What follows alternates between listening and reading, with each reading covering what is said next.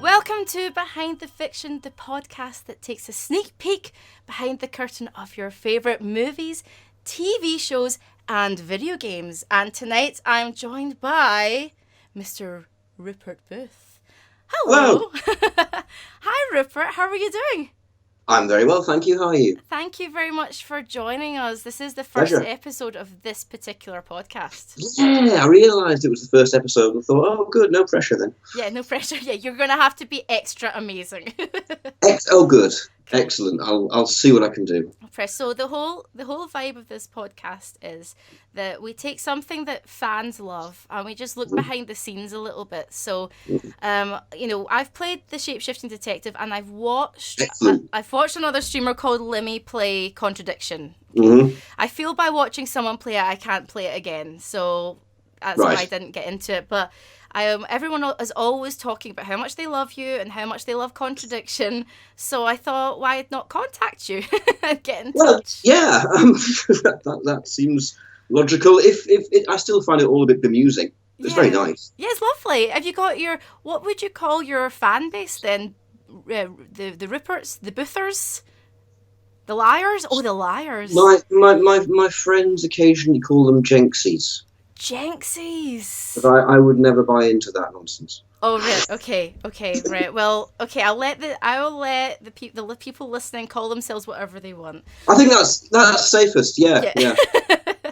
But I wanted to go back to the beginning before we talk about Contradiction and all of the other work you're doing and you have coming up.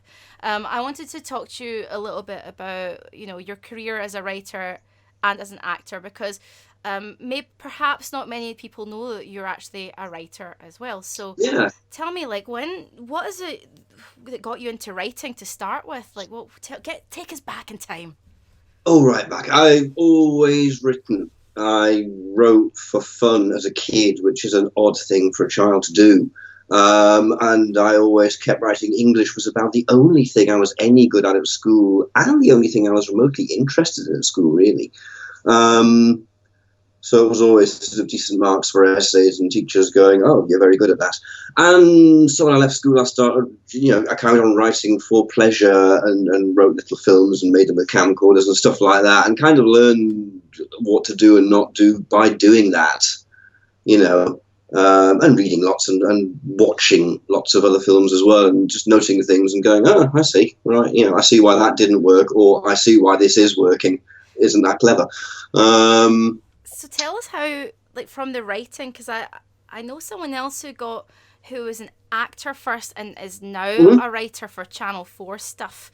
And so tell me how you made that transition. Did you ever think about becoming an actor? Was that a thing in your mind? Well, I did years ago. It seemed to me like I had to make a choice between acting and writing seemed the easier of the two to do. You're kind of on your own. You're not relying on anyone else. You don't have to spend all your time going to auditions and being turned away and spurned.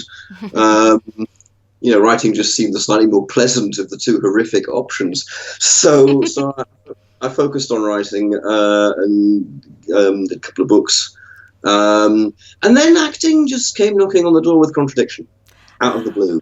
Was that your first role then, Contradiction? No, I'd done bits and pieces beforehand, but that's how I thought to myself, well, this is more hard work than writing is. That was probably wrong, actually, because in acting, you're mostly saying other people's words, and getting the words down is really hard sometimes. Yes. I've had a bad day with it. It's been a pain today, so I'm in the mood for it.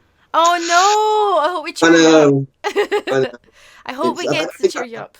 So I think writing a script, and certainly writing the kind of script I'm writing, which is interactive, is like a wrestling match. And at the moment, it's got me just on the deck in a half Nelson. That's what I wanted to ask you actually. In terms of writing, yes, what do you enjoy best about that writing process? Because I can imagine I've got quite a few writer friends. Some for TV, some have written novels, and it's quite an obsessive, quite a lonely process. Sometimes. Yeah, well, that's it. It is lonely. I mean, I do complain about that. I don't get out and see people every day. I commute to my work, which is all of a couple of feet, and I sit here at the desk and I stare. Douglas Adams once said, "Writing's fine. You just stare at the screen till your forehead bleeds." And I think that's brilliant. I've never heard a better description. Sometimes you're just staring at it and it's looking back at you, and it's just going, yeah. Oh God. I'm gonna I'm going to write a sentence. Oh no, I'm not. It's not working. And you know. Oh, I couldn't. So, Is there anything that inspires you in terms of writing now? And I will go on to your projects much later in the podcast, but where do you find that inspiration from, and what kind of things are you inspired by? that's the problem, finding inspiration when you're doing, sometimes it's just grinding work, as in you've got to take the story apart and make it work. It's just replotting and putting things, it's more like a flow diagram. And finding inspiration in that sort of thing can be quite difficult. But that's the job, I suppose. Yeah, exactly. You know, exactly. That's the work part of it. The sitting and the forehead bleeding and all that sort of bit. And they do get there. Things do get there eventually. So tell us about Contradiction. Now, you're a writer, and then Contradiction came along. Okay, so how did this call come about? Like, exactly, how did you get this job? And what were your first impressions? What did you think when you got it? So the story of how I got involved in Contradiction is that about 6 months before it was sort of pushed in my direction, maybe 6 months, I'd met John Guyler, brilliant actor called John Guyler, working on some Doctor Who stuff, oddly enough, where it was audio stuff, and we went and played all sorts of different parts and that sort of thing, you know. And John and I got talking. I just finished writing a book about Patrick McGowan, and he was a big fan of The Prisoner, and so we instantly kind of, and talked about The Prisoner and all that sort of thing, and kept in touch. And he sort of mentioned this chap Tim Follin and this thing that they were doing. He said it was an interactive thing, and I just went, no idea, not a clue how that works. Good, that sounds fascinating, completely beyond me, because I'm clearly stuck in the 20th century. And later on he said, I'll try and get you a part in it. And I thought, great, lovely, I'll happily do a bit of acting, you know. It's not that I ever sort of went off doing acting, it's just that I didn't pursue it. But if people are going to offer me things, and just, yeah, of course I'll do that. Why wouldn't you? Yeah, of course.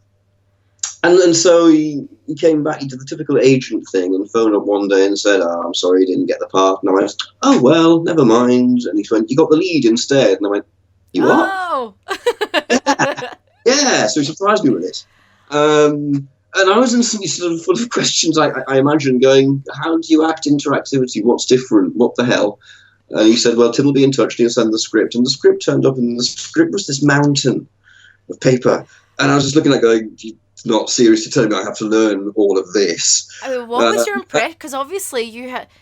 What was your knowledge of FMV games before going in? Was it zero? Not I've always said in interviews, my gaming career ended with Pac-Man in 1982, and that's pretty much true. I was never into games, right. And so this was just double whammy of kind of what? I was reading through it, and things didn't seem to connect to me, and I could make no sense of it at all. And there was masses of it. I realised fairly shortly, actually, that most of the masses is exactly the same thing each day. You know, if I did this, and have you seen that, and just to different people, but it all, you know, it's all, and they give different answers, so it's all in the script. So it wasn't as bad as it seemed.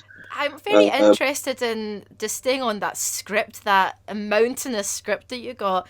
I'm very interested in the process of things, because I've seen what a normal script looks like. I've never seen a script for an FMV game.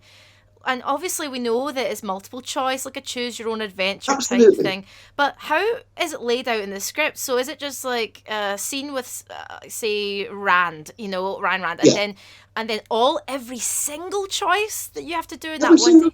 Every single choice has to be written and filmed. You know, none of it happens by accident. Everything you see from any permutation has to be filmed, which is utterly bewildering. I mean, I've got the gist of it now purely because I've had to learn how to write interactivity because of what I'm writing at the moment. Yes. But it's taken me a while, and that was with the experience of that and Shapeshift behind me. I mean, certainly when I came to read the script for Shapeshift, because I had the experience of Contradiction, I understood it a lot more. Like, oh, yes, I see how the different bits fit together. I didn't see the whole picture, but I didn't need to by that point. I kind of trusted the interactive process and the writers enough to go, no, you know how the whole thing fits together. Fine. So what was it like filming on a daily basis when it's sticking with Contradiction for a second? Yeah. And you've got So you're walking, because there's lots of in between bits. I was watching some video footage again last night, just in preparation for this podcast, and we don't notice all of the little things you need to do, like open a gate, shut a gate, just shake a lock, and I think someone's bike or whatever.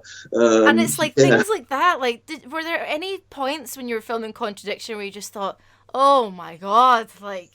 Oh yeah, most of the time. I literally just listened. I read the script and listened to what Tim told me to do, and did what Tim told me to do. Completely trusted him. He knew what he was doing. Clearly, he knew what he was doing. It was way beyond my understanding. So it's just kind of, okay, is there anything particular I need to be showing in this scene, emotionally or something like that? Which there wasn't really. That's the thing. When we had our quick chat on Sunday, pre-pod chat, I was surprised that, as you said, when you get a script, you have a background of a character, you kind of have a vibe. So when you got this, it was like a blank canvas, basically, right? So no idea about who Jenks was. So, of course, we all had a lot of fun during and afterwards speculating about who he was.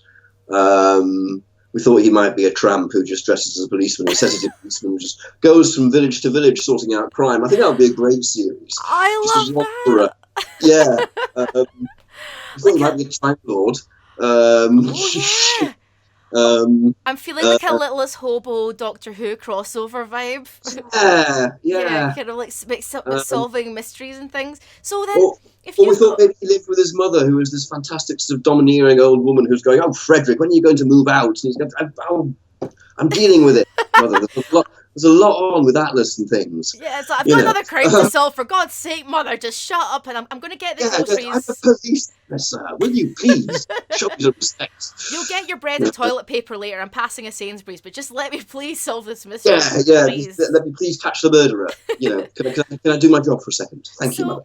But when we're watching Contradiction, and so many people, I think, have taken to the character because you completely, and I'd say the same for the other characters in Contradiction as well. The other actors did really well too, but you gave it really like your own flavor. What was that special Booth flavor that you brought to it?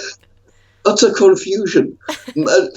Well, no, where the performance, such as it was, came from. Because, like I say, I didn't have anything to go on. I didn't know who Jenks was. The other characters, at least they've done something. You know what their part in the story was. So you can kind of infer something from that. Mm-hmm. She was in love with him, and all that. All right, well, that's something to go on.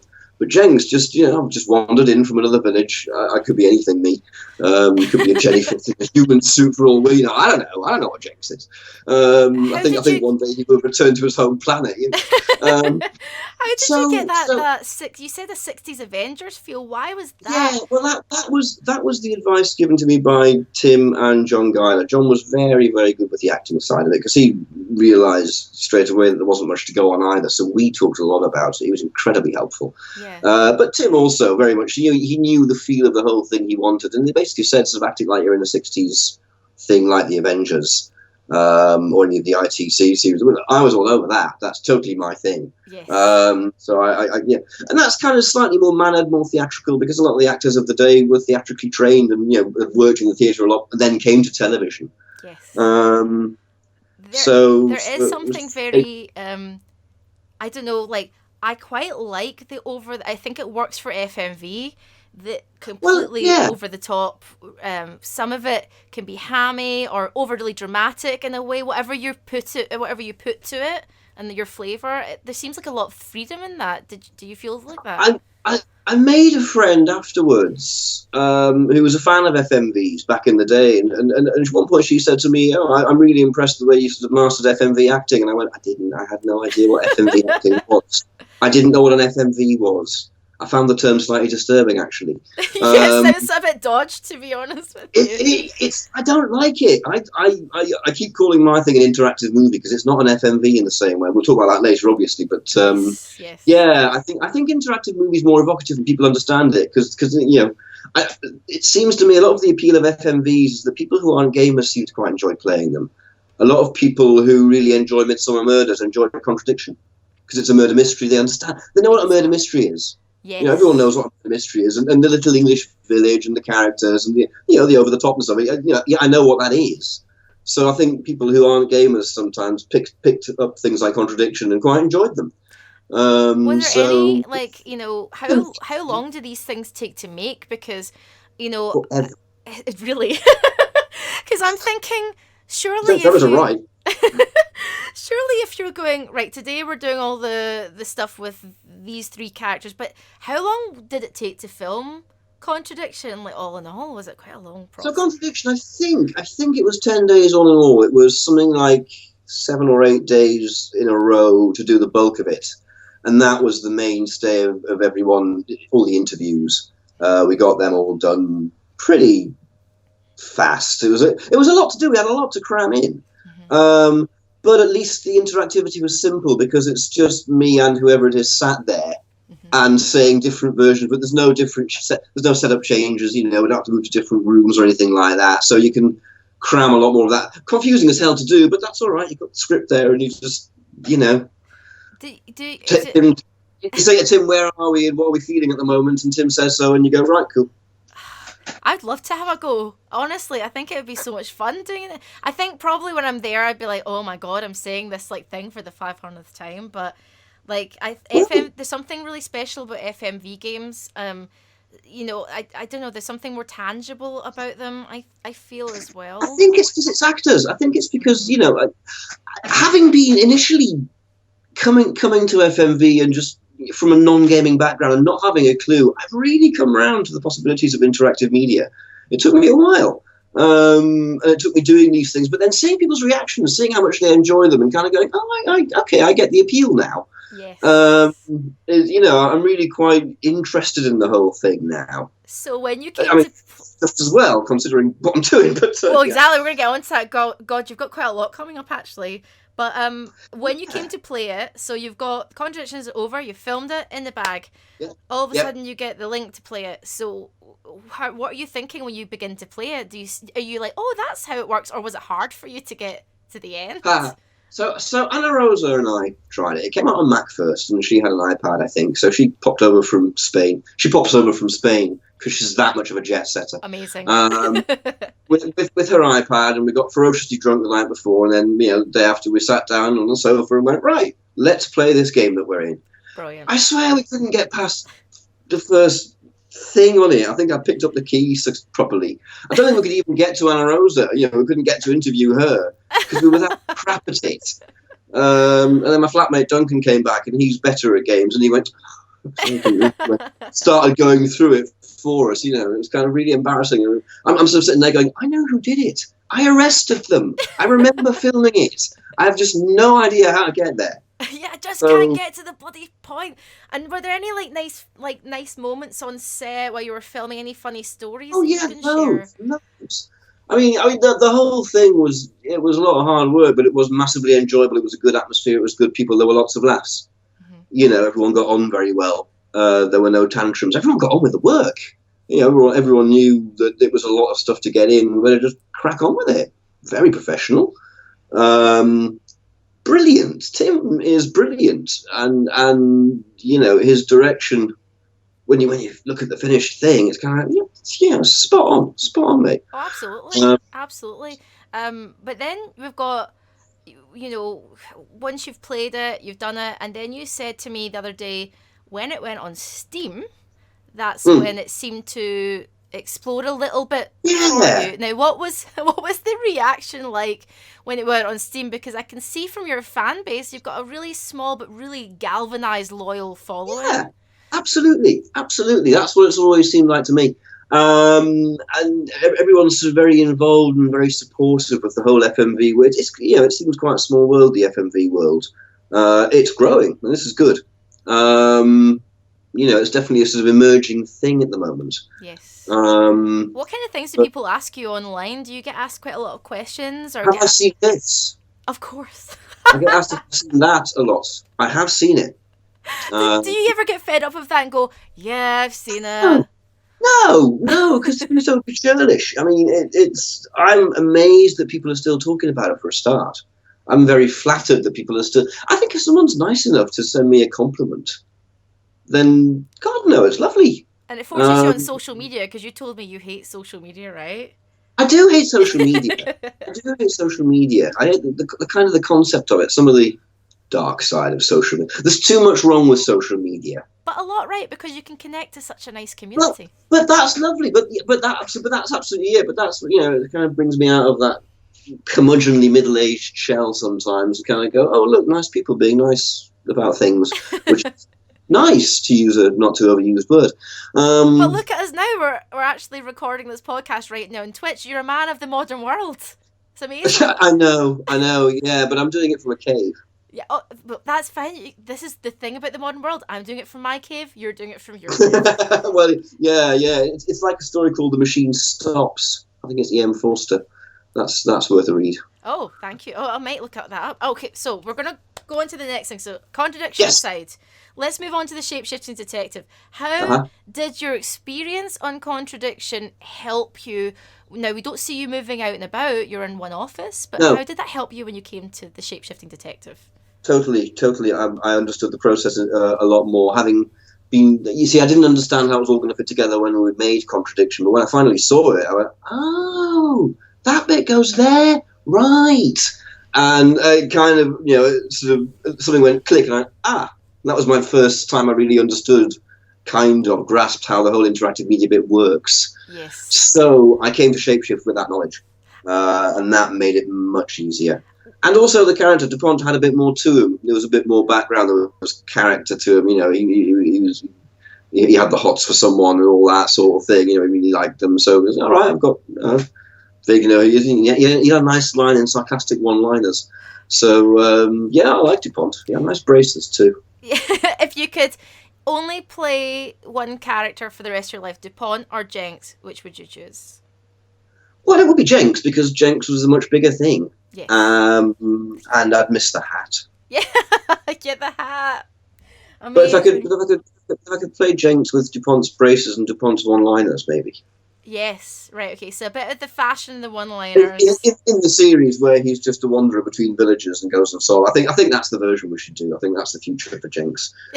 just tramp, having a bit of fun, pretending to be a policeman. It's great. Would there be any sequel to Contradiction, do you think? I saw somebody asking that online. Is there any... Well, everyone asks that. Everyone still asks that, which is nice. I wish I had an answer. It's not up to me. There were ideas for a sequel talked about ages ago, but I'm going to sneeze. Bless you. Thank you. But yeah, as to whether they'll ever happen, I have no idea. I'm not holding my breath. If it happens, and if they want me, then I'm absolutely there. And with them, I was wondering about the Shapeshifting Detective, because in Contradiction, we see you out and about. We see you walking all over the place. It seems like there's more to do. Sitting in one office doing the one line after another, was that more tedious in a way? Because you have to bring your personality to it, but you're sitting on a desk, basically. No, not at all. It's simply a different challenge. You have to get the person over with less action, but more to say. He's more opinionated. Jenks doesn't really give you anything back much. Jenks sits and quietly takes the piss out of you, I think, and notes things, but he doesn't really give you very much of himself. If you were to say you're more like one character or the other, I'm sure people would want to know this. Would you say you're more similar to Jenks or more similar to DuPont? Oh, more similar to DuPont. Oh, right, okay. But if we just give you Jenks the hat... is an alien. What was that, Jenks sorry? is an alien. I've got the hat. Do you have the hat? I've got that. Yeah. Well, no, I've got a replacement hat. Oh my god, I can't wait to see the replacement hat. I'm really, really excited by it. Oh my god, amazing. Thank you very much for wearing the hat on the podcast. Pleasure. I'm happy. Hey, listen, if it makes people happy for me to wear a hat, I'll wear a hat. It's a very simple thing to do. I wish I could do that. I wish I could make people happy by wearing a hat. That would be quite...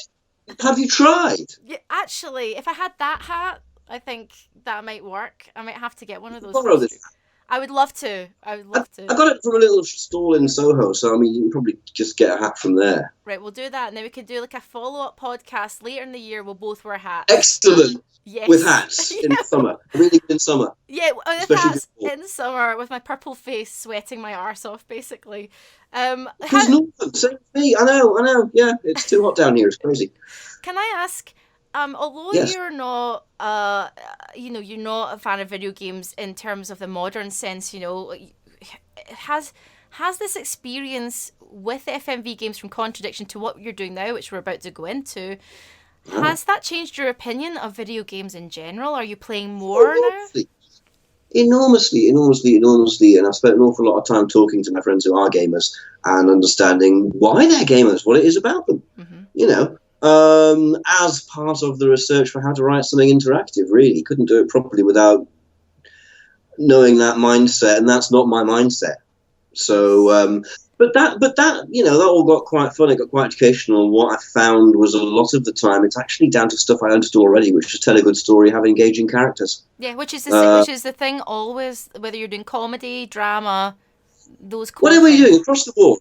And right back to the Greek tragedies and Shakespeare, it's, have characters that people care about, doing things that matter. Absolutely. Absolutely. So, and that a lot of that seems to be true in certainly narrative-based games, which a lot of them seem to be. So I thought, okay, that's not alien to me then. That's not as distant as I thought. There's actually an awful lot more parallels in writing a game than, as there are in linear writing, so, I found. Let's talk about your upcoming projects. I'm going to start with one first called The Dark Side of the Moon. So tell me about your involvement with that and what that entails. Just tell us about The Dark Side of the Moon from the start. Sell it to us, Rupert, sell it to us. Dark Side of the Moon. Sell what to you? Do you want to tell me the story of how I got involved, or tell you what it's about? Yeah, tell us that and then go on to what it's about, because I'm dying to find out. Yeah, good. A guy called Tiana Studios gets in touch and says, "Hello, will you come and be in my thing?" And I said, "Yes." And he went, "What, seriously? It was that simple?" And I went, "Oh, yeah." Great. Brilliant. Yeah, someone asked me to be in a thing. Yeah, I'll do that then.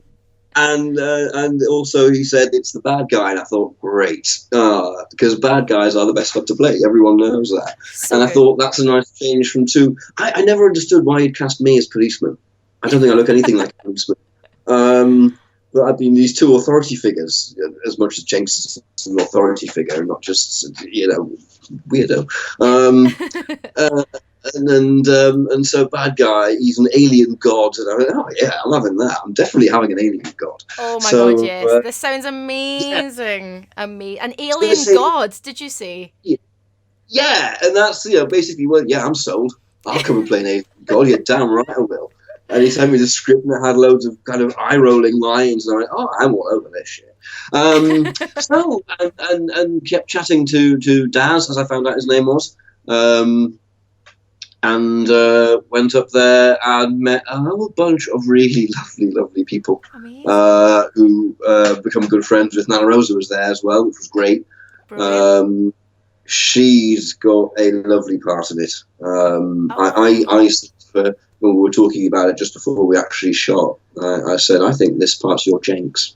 Because it's that same sort of thing in terms of, I think people will pick up on the character. I didn't think that of Jenks at the time we were doing it, but afterwards, obviously seeing what happened, all right. I think she might get the same sort of vibe thing.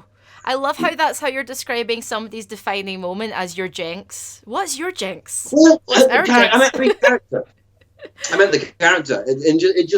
I saw some odd kinship between them. Yes. That's probably totally misleading as to who Alex with a Y is, but that's probably good that I'm being misleading because I wouldn't want to give too much away. I am sort of editing what I'm saying here because I'm like, right, I said to Daz, can I talk about it? And he went, yes, but obviously can't give it, so I can't give it away. Say no more then. All I'm going to ask you is then tell us about sci-fi and your love of sci-fi, because this sounds very much up my street. I am a huge sci-fi fan. So you tell me, was that an attraction to it as well? Because it's obviously alien god, but sci-fi. What's your history with sci-fi? Yeah.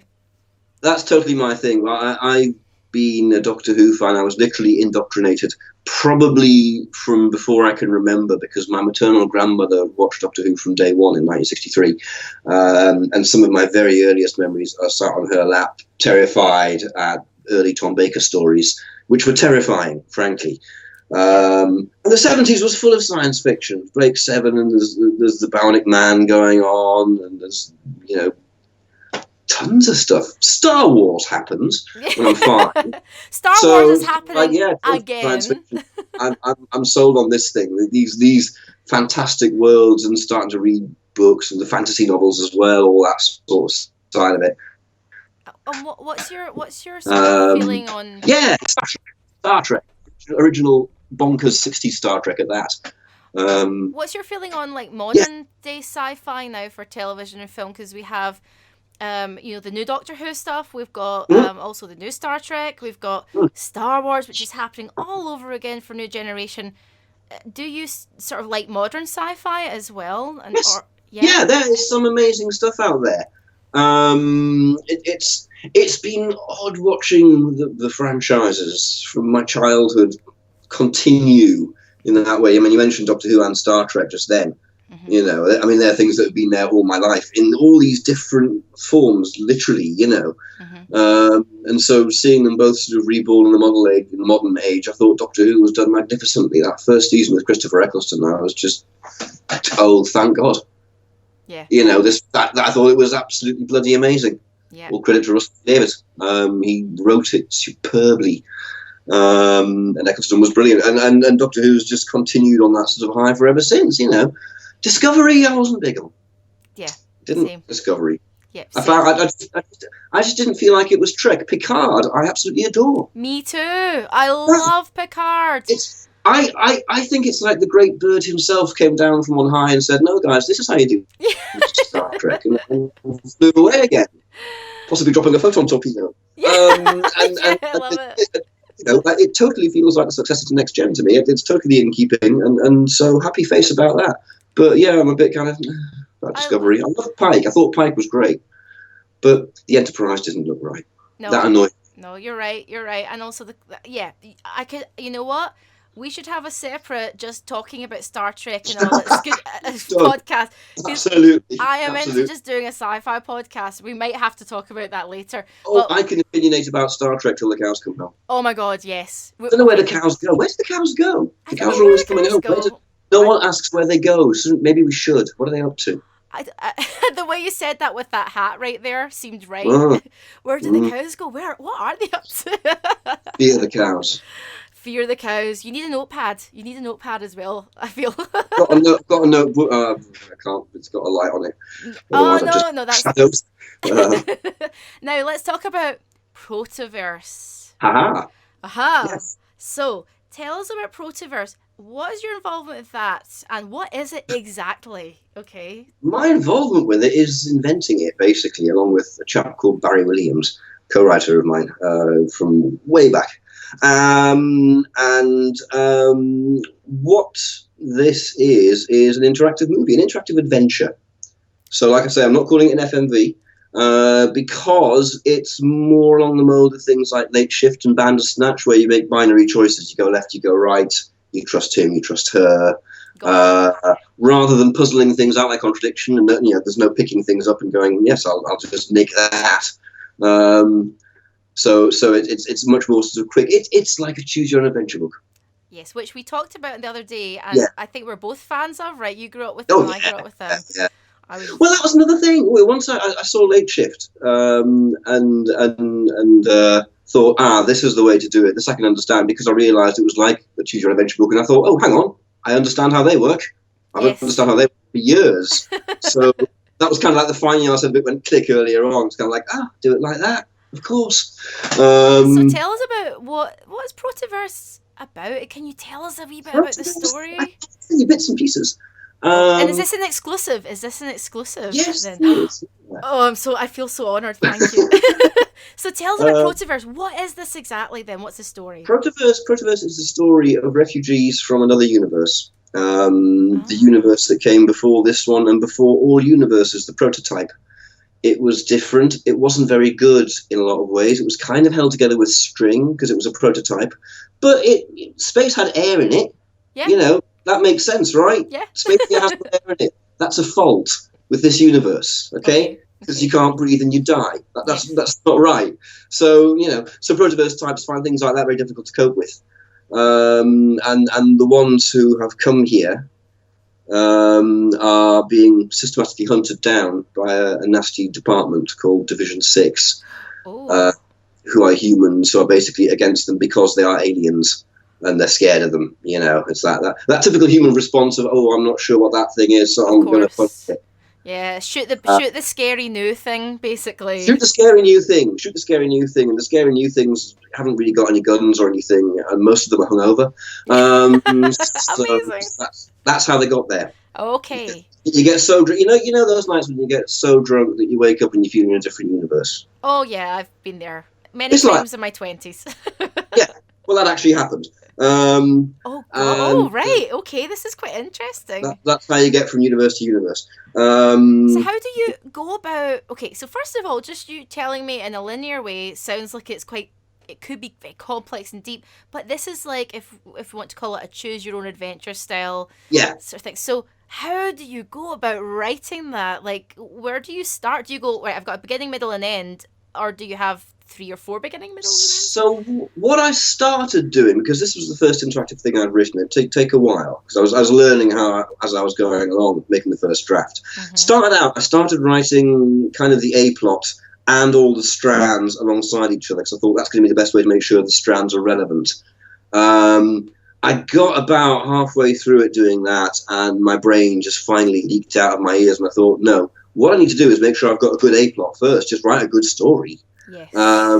Then I can start fitting in and going, leaving areas where I know, okay, I can branch off to something there. There's definitely a choice here. So there's branches there, making sure building in maybe more choices than you normally would for a character. But that was a good exercise. Actually, a character should have agency. This one has more agency than most. So how you go about it is it's staring at the screen until your forehead bleeds and drawing loads of piles of notes with diagrams on to try and understand it and understand the plot and where it was going to branch and how it was all going to fit together to choke points. Because you this is the thing, and also balancing that up, you can't do infinite filming. You can't afford to do that unless you've got millions and millions. You can't just keep branching in forever. And how do you fit things back together, and how do you kind of cheat things so you've got interactivity but they're in the same location? Like in Contradiction, I said, it's me and them saying different lines, but we're staying in the same places. Yes. So if you do more things like that, that does give you interactivity, that gives you choices, but it doesn't cost all that much more to shoot about the extra time. I didn't think about that, because of course you've got to think about the production element of it as well. You don't think about it until you start writing it, and believe me, it's been a hell of a learning curve. Oh God, I can imagine. I'm doing a second draft at the moment because the first one was extravagant. Even though I tried to keep it feasible, like I say, it's the first time I've done it, and looking back on it, it's kind of like, oh, bloody hell. So that's I'm working on the second draft at the moment.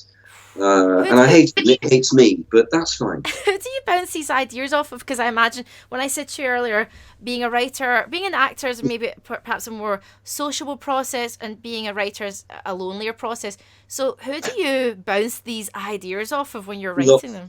Lots of people. The team basically is the answer.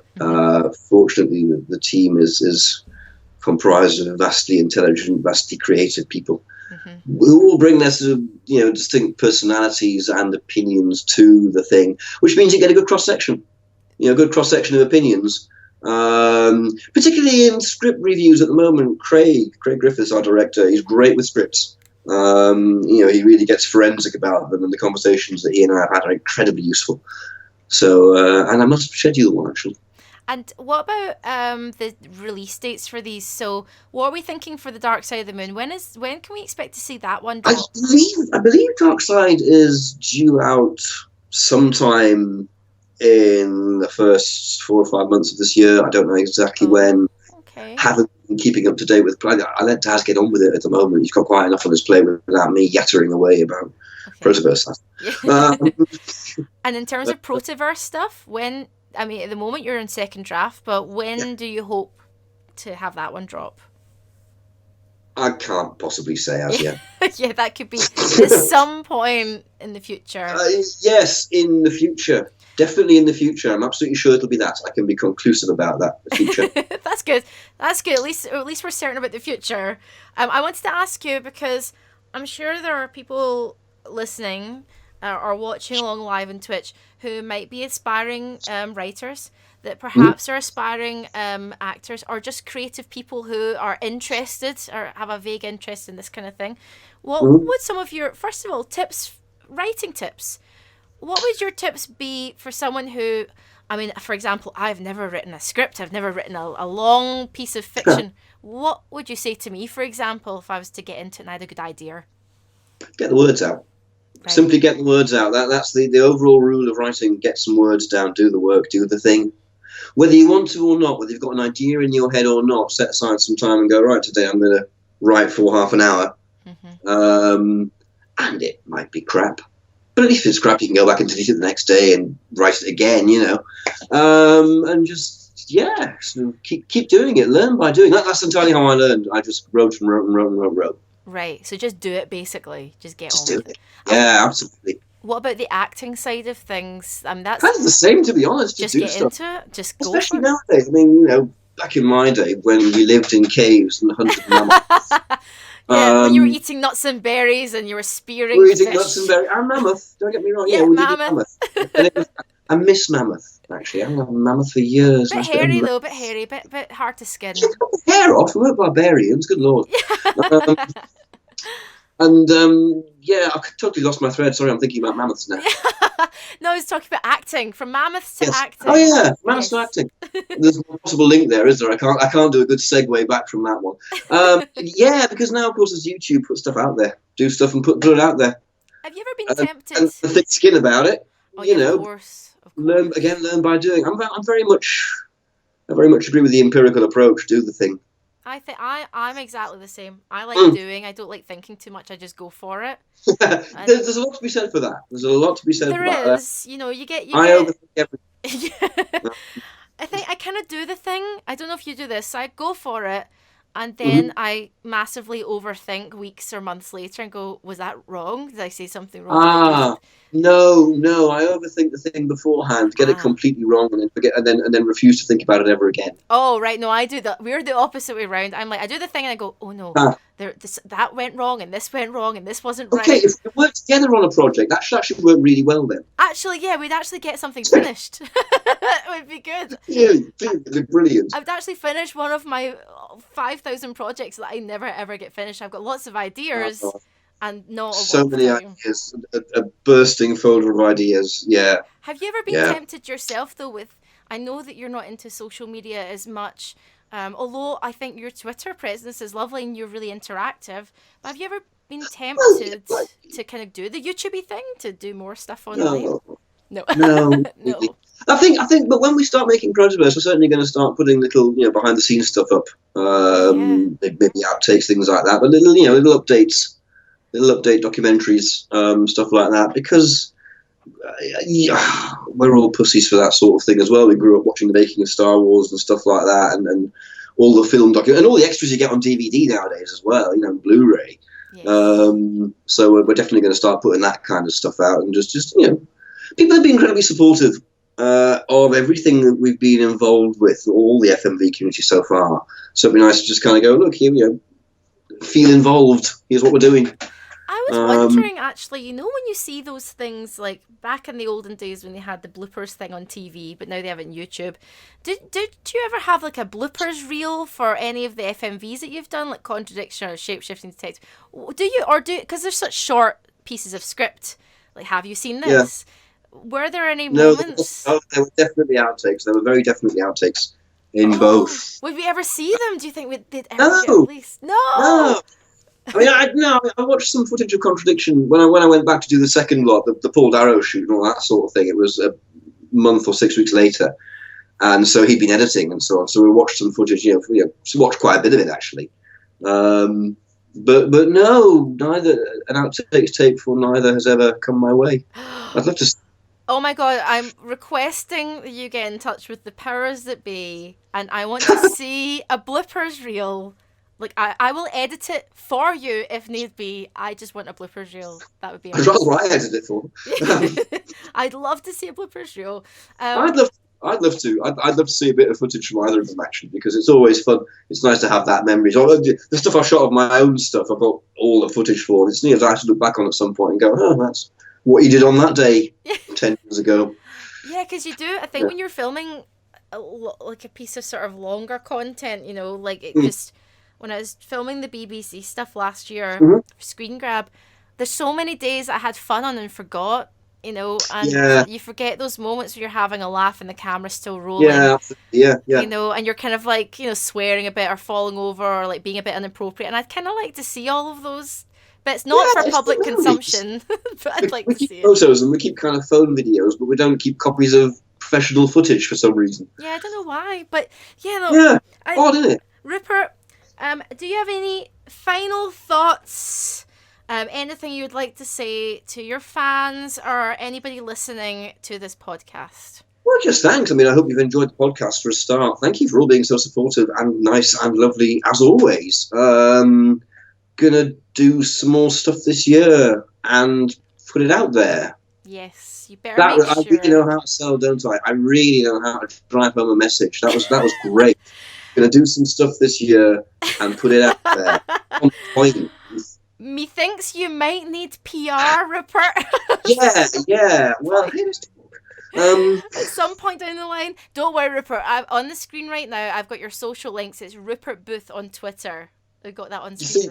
I'm glad you're good at that. I'd never have thought of doing things like that. Don't worry, that is literally my job, and I am Claire. You want to start a scientific advisor? Yeah, it's Rupert Booth on Twitter. You guys better make sure that guys listening, guys watching along, you better make sure that you're following Rupert Booth on Twitter. He's absolutely lovely, and I am Claire. I did like a threat though. It wasn't a threat, you know. I mean, no, it wasn't. I'm not going to come after you. I won't know who you are for a start because he's not following me. I'm so sorry. I made it sound more like a threat. You better follow him. Follow him. Disclaimer. He's going to kill Santa. Thank you very much for listening to Behind the Fiction podcast. After this podcast, we are going to have a Q&A on Twitch only, exclusive to Twitch, with Rupert Booth. So if you have a question for Rupert after this, please let us know. Rupert Booth is Rupert Booth on Twitter, and I'm Claire on Twitter. I'm Claire here on Instagram, and I'm also Claire here on Twitch. You've been absolutely lovely, and we will see you again soon. Thank you, everyone. Bye.